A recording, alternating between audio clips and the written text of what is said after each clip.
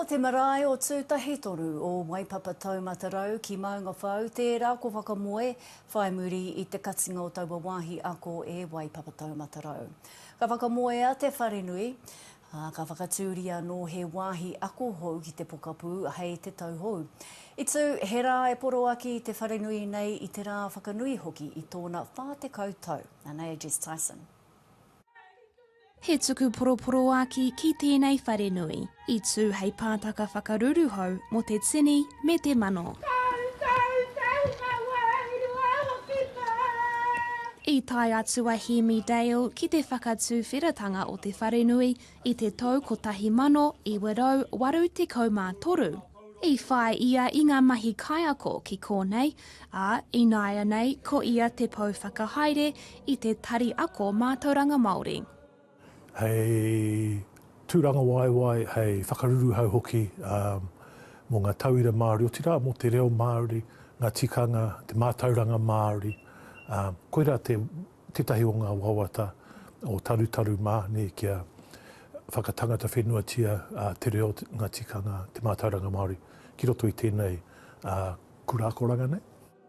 I tū tēnei wharenui hei ahuru mōwai, mō ngā tauira whai i te kaupapa o huarahi Māori mō te kura kaupapa Māori, ngā tauira o te kura kaupapa Māori o Maunga Whau, me ngā tamariki o te puna kōhungahunga.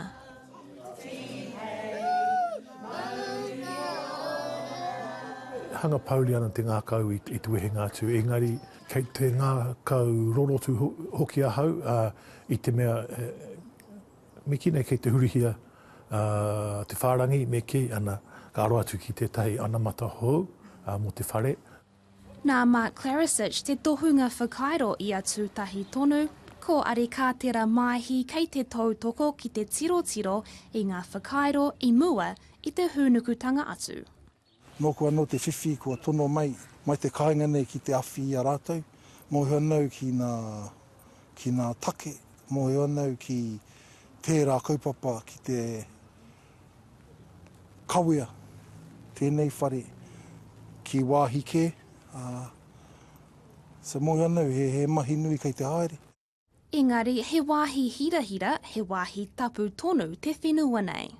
E ai ki ngā kōrero, ko ngā tupuna i tai mai he waiki i ngā tau nehe noa hatura, ka mauria mai rātau he kapunga one i tapuke ngia tērā one ki te whenua, whakatūria ai tētahi tuāhu. Kei te hokono atu te whenua, kauri i te mōhiotia ka ahatia te whenua, kei te māharahara ētahi. Me me ka puta rātau ki te mahi tētahi mahi, whai tētahi kaupapa, ka huitahi rātau te tuatahi, ka tuku i rātau karakia ki te pau Hawaii ki nei, ko te tumanako ki kore rāhuatanga e warewaretia, ki whakatūria rānei he tohu, kei reira ngā kōrero mo te motuhaketanga o tēnei whenua. Hei te wā o matariki a te tau, e tū mai nei whakatū wheratia ai a Tūtahi Tonu ki te pokapū. Jess Tyson, Te Ao Mārama.